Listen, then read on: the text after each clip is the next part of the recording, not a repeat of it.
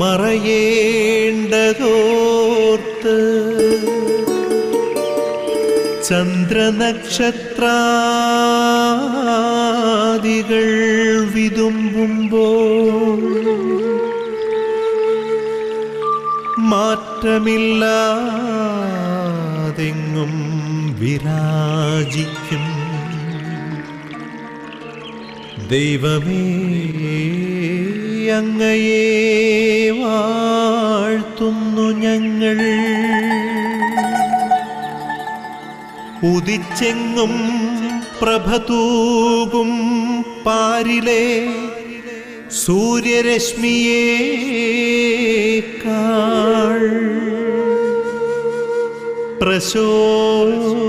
പ്രശോഭിച്ചെന്നും പ്രസാദമേകുന്ന ദൈവമേ, അങ്ങേ മഹിമാവെത്ര മനോജ്ഞം.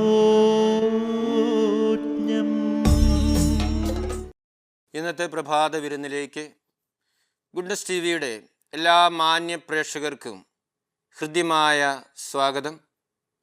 ഒരു മനോഹരമായ പ്രഭാതം കൂടി ദൈവം നൽകി നമ്മെ എല്ലാവരെയും അനുഗ്രഹിച്ചിരിക്കുകയാണ്. ഇന്നലെ നമുക്കാർക്കും ഉറപ്പില്ലായിരുന്നു ഈ പ്രഭാതത്തിലേക്ക് നമ്മൾ കടന്നു വരുമെന്നും ഈ പ്രഭാതത്തിൻ്റെ സൗന്ദര്യം നമുക്ക് ആസ്വദിക്കുവാനായിട്ട് സാധിക്കുമെന്നും. എന്നാൽ ദൈവം പ്രത്യേകമായ വിധത്തിൽ നമ്മെ അനുഗ്രഹിച്ചതുകൊണ്ട് ഈ പ്രഭാതത്തിലേക്ക് കടന്നു വരുവാനും വീണ്ടും ദൈവത്തിൻ്റെ പരിധിയില്ലാത്ത സ്നേഹം അനുഭവിക്കുന്നതിനും നമുക്ക് ഇടയായിരിക്കുകയാണ്. ഈ വലിയ സ്നേഹത്തെ ഓർത്ത്, ദൈവത്തിൻ്റെ വലിയ കരുതലിനെ ഓർത്ത് ദൈവത്തെ നമുക്ക് സ്തുതിക്കാം, നമുക്ക് ആരാധിക്കാം, ദൈവത്തിന് നമുക്ക് നന്ദി പറയാം. ഈ പ്രപഞ്ചത്തിലുള്ള സകല ചരാചരങ്ങളോടും ചേർന്ന് ദൈവത്തെ നമുക്ക് സ്തുതിക്കുകയും ആരാധിക്കുകയും അവിടുത്തേക്ക് നന്ദി പറയുകയും ചെയ്യാം. പ്രിയപ്പെട്ടവരെ, ഈ പ്രഭാതത്തിൽ ഈ വിരുന്നിൽ നമ്മൾ പങ്കെടുക്കുമ്പോൾ നമ്മുടെ അമ്മയായ പരിശുദ്ധ കന്യകാമറിയത്തിൻ്റെ മാധ്യസ്ഥം പ്രത്യേകമായ വിധത്തിൽ നമുക്ക് അപേക്ഷിക്കാം. നന്മ നിറഞ്ഞ മറിയമേ സ്വസ്തി, കർത്താവ് നിന്നോടുകൂടെ, സ്ത്രീകളിൽ നീ അനുഗ്രഹിക്കപ്പെട്ടവളാകുന്നു, നിന്റെ ഉദരത്തിൻ്റെ ഫലമായി ഈശോ അനുഗ്രഹിക്കപ്പെട്ടവനാകുന്നു. പരിശുദ്ധ മറിയമേ തമ്പുരാൻ്റെ അമ്മേ, പാപികളായ ഞങ്ങൾക്ക് വേണ്ടി എപ്പോഴും ഞങ്ങളുടെ മരണസമയത്തും തമ്പുരാനോട് അപേക്ഷിച്ചു കൊള്ളണമേ. ആമീൻ. പ്രിയപ്പെട്ടവരെ, ഈ പ്രഭാത വിരുന്നിൽ നമ്മൾ പങ്കെടുക്കുമ്പോൾ നമ്മുടെ സമൂഹത്തിൽ ക്യാൻസർ രോഗം ബാധിച്ച് ചികിത്സയിലായിരിക്കുന്ന, കീമോതെറാപ്പിക്കും അതുപോലെ തന്നെ റേഡിയേഷനുമൊക്കെ വിധേയരായിക്കൊണ്ടിരിക്കുന്ന എല്ലാ രോഗികളെയും സമർപ്പിച്ച് നമുക്ക് പ്രാർത്ഥിക്കാം. അവരുടെ രോഗത്തിൽ നിന്ന് അവർക്ക് സൗഖ്യവും വീണ്ടും ആരോഗ്യത്തിലേക്കും അവർ കടന്നു വരുന്നതിനുള്ള അനുഗ്രഹം അവർക്ക് നൽകണമേ എന്ന് നമുക്ക് പ്രാർത്ഥിക്കാം. അവരെ ചികിത്സിച്ചു കൊണ്ടിരിക്കുന്ന ഡോക്ടർമാരെ നമുക്ക് സമർപ്പിച്ച് പ്രാർത്ഥിക്കാം. അവരിലൂടെ ദൈവത്തിൻ്റെ സൗഖ്യം ഈ രോഗികളിലേക്ക് കടന്നു വരുന്നതിന് വേണ്ടി നമുക്ക് പ്രാർത്ഥിക്കാം. അവരുടെ ശുശ്രൂഷിച്ചു കൊണ്ടിരിക്കുന്ന കുടുംബാംഗങ്ങളെയും മറ്റുള്ളവരെയും എല്ലാവരെയും നമുക്ക് പ്രത്യേകമായിട്ട് സമർപ്പിച്ച് ഇപ്പോൾ പ്രാർത്ഥിക്കാം. പരിമളത്തിനുറവയാം നറുസൗരഭ്യമാകട്ടെ ഞങ്ങളുമീ മണ്ണിൽ.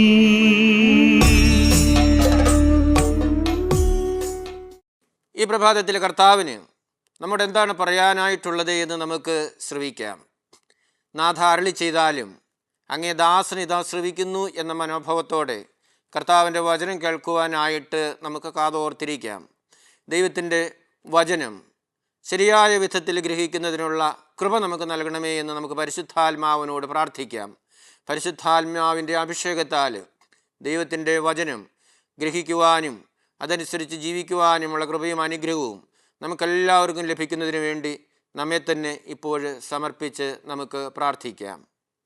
ഇന്നേ ദിവസം പ്രത്യേകമായിട്ട് പൗലോസ് അപ്പസ്തോലൻ കൊരിന്തോസുകാർക്ക് എഴുതിയ 1-ാം ലേഖനം 13-ാം അധ്യായം 1 മുതൽ 13 വരെയുള്ള വചനങ്ങൾ വായിച്ച് നമുക്ക് ധ്യാനിക്കാം.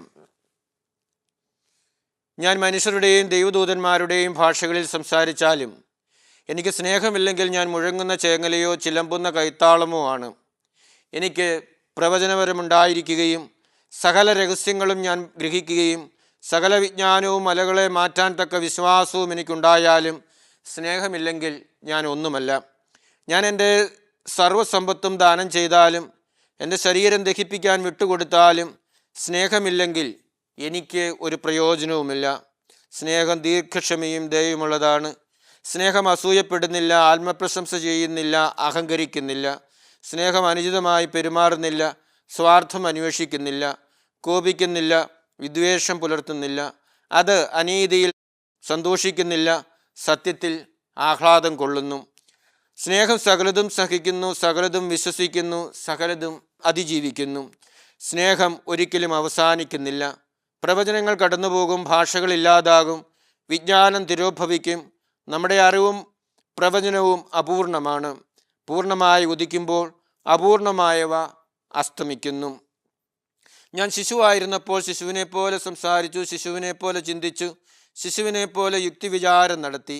എന്നാൽ പ്രായപൂർത്തി വന്നപ്പോൾ ശിശു സഹജമായവ ഞാൻ കൈവെടിഞ്ഞു. നമ്മളിപ്പോൾ കണ്ണാടിയിലൂടെ അവ്യക്തമായിട്ട് കാണുന്നു, അപ്പോഴാകട്ടെ മുഖാമുഖം ദർശിക്കും. ഇപ്പോൾ ഞാൻ ഭാഗികമായിട്ട് അറിയുന്നു, അപ്പോഴാകട്ടെ എന്നെ പൂർണ്ണമായിട്ട് അറിയുന്നതുപോലെ ഞാനും പൂർണ്ണമായിട്ടും അറിയും. വിശ്വാസം, പ്രത്യാശ, സ്നേഹം ഇവ മൂന്നും നിലനിൽക്കുന്നു. എന്നാൽ സ്നേഹമാണ് സർവോത്കൃഷ്ടം.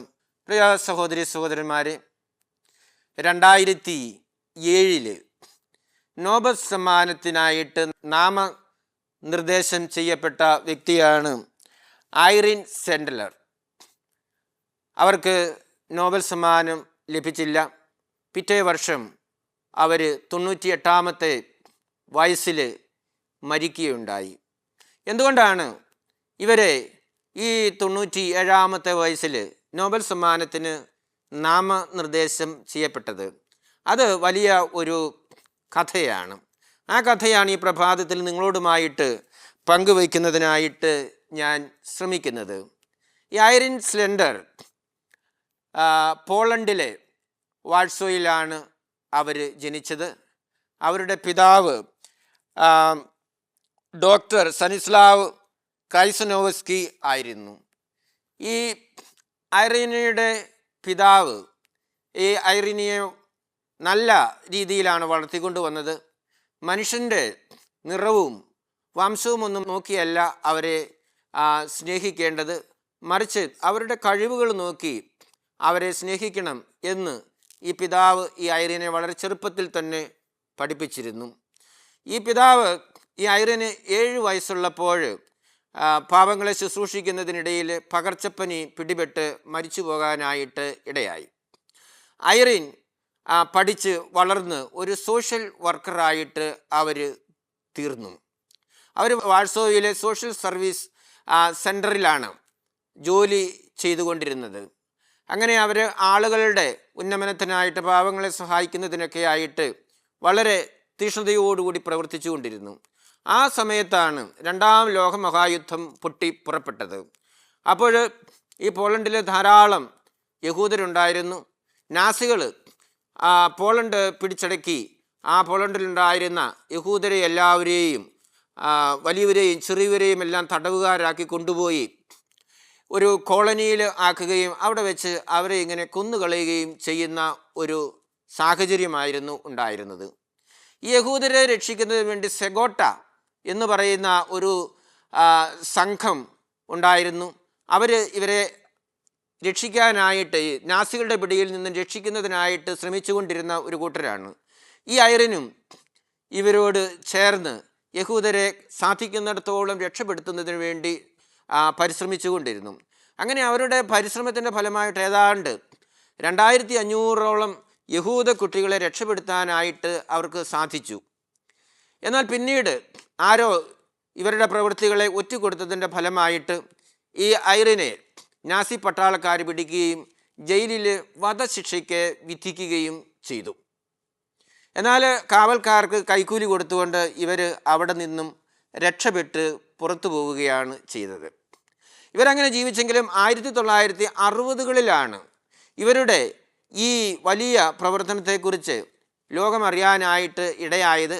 അതിൻ്റെ ഫലമായിട്ട് 1965 ഇസ്രായേൽ ഗവൺമെൻറ് അവരുടെ പരമോന്നതമായിട്ടുള്ള ബഹുമതി കൊടുത്ത് ഇവരെ ആദരിക്കുകയും ഒക്കെ ഉണ്ടായി.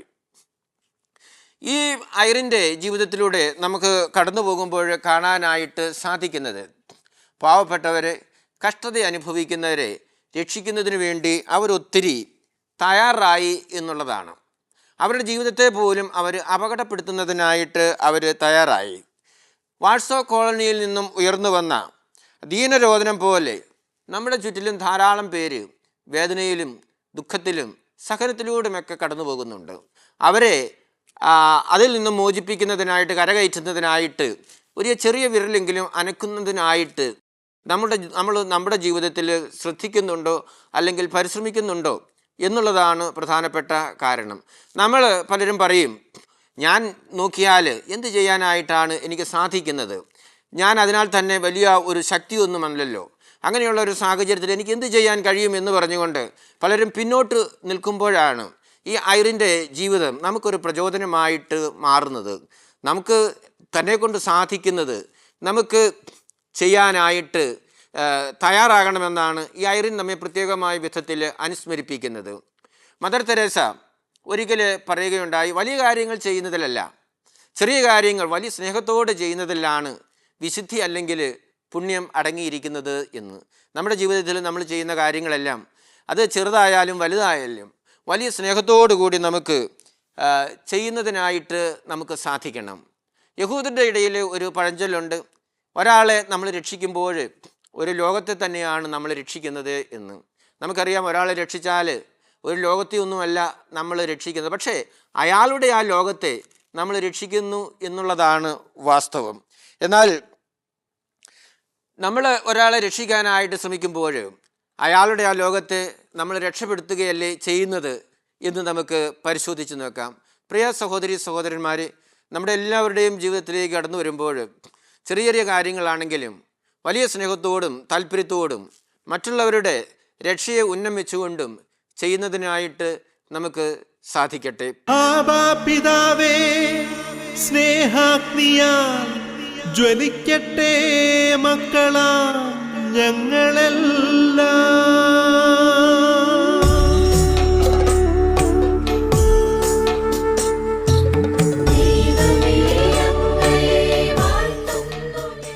നമുക്ക് പ്രാർത്ഥിക്കാം.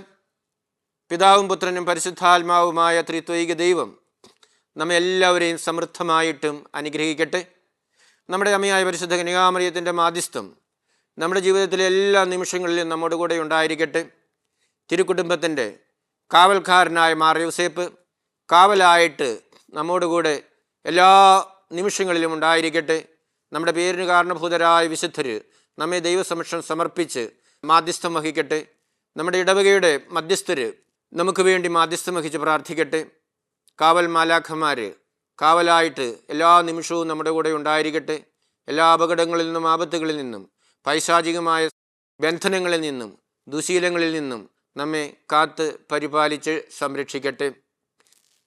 പ്രിയപ്പെട്ടവർ, ഈ പ്രഭാത വിരുന്നിൽ നമ്മൾ പങ്കെടുക്കുമ്പോൾ ഡിവൈൻ ധ്യാന കേന്ദ്രത്തെയും ഗുഡ്നസ് ടിവിയെയും പ്രത്യേകം നിങ്ങൾ സമർപ്പിച്ച് പ്രാർത്ഥിക്കണമെന്ന് അഭ്യർത്ഥിക്കുകയാണ്.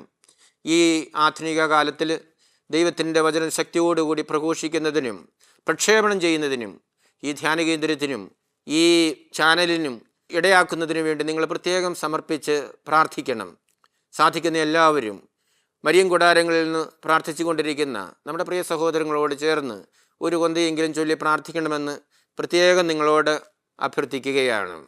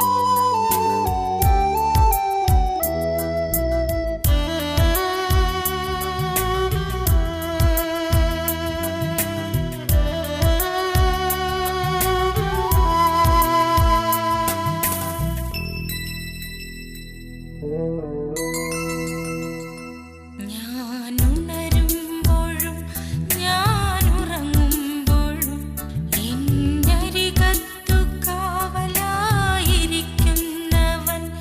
ഞാനുണരുമ്പോഴും ഞാനുറങ്ങുമ്പോഴും എന്നരികത്തു കാവലായിരിക്കുന്നവൻ. മിഴി നിറയുമ്പോഴും നിറഞ്ഞൊഴുകുമ്പോഴും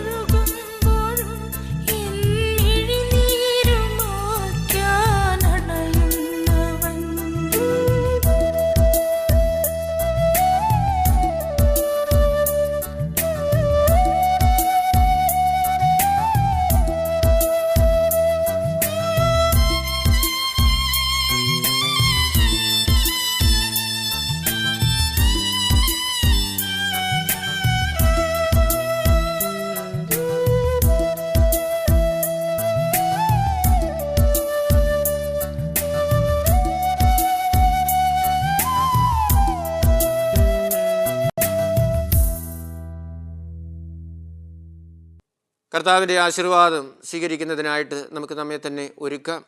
നമ്മുടെ ശിരസ് നമിച്ച് നമുക്ക് കർത്താവിൻ്റെ ആശീർവാദം സ്വീകരിക്കാം.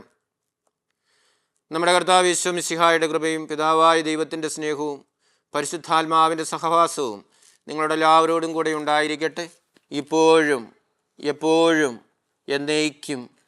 ആമേൻ. പ്രിയപ്പെട്ടവരെ, ഈ പ്രഭാത വിരുന്നിൽ എന്നോടൊപ്പം പങ്കുചേർന്ന് ദൈവത്തെ സ്തുതിക്കുകയും ആരാധിക്കുകയും ദൈവവചനത്തെക്കുറിച്ച് ധ്യാനിക്കുകയും ചെയ്ത നിങ്ങൾക്കെല്ലാവർക്കും ഹൃദയപൂർവ്വം ഞാൻ നന്ദി പറയുകയാണ്. നിങ്ങളെല്ലാവരെയും ദൈവം സമൃദ്ധമായിട്ടും അനുഗ്രഹിക്കട്ടെ എന്ന് പ്രാർത്ഥിക്കുകയാണ്. നിങ്ങളുടെ ജീവിതത്തിൽ ദൈവം വഴിയായിട്ടും പ്രകാശമായിട്ടും കൂടെ ഉണ്ടായിരിക്കട്ടെ എന്ന് പ്രത്യേകം ദൈവസമക്ഷം സമർപ്പിച്ച് പ്രാർത്ഥിക്കുന്നു. ഒരിക്കൽ കൂടി നിങ്ങൾക്കെല്ലാവർക്കും ഗുഡ്നസ് ടിവിയുടെ പേരിൽ, ഡിവൈൻ ധ്യാന കേന്ദ്രത്തിൻ്റെ പേരിൽ നന്ദി പറഞ്ഞുകൊണ്ട് നിർത്തട്ടെ. നന്ദി.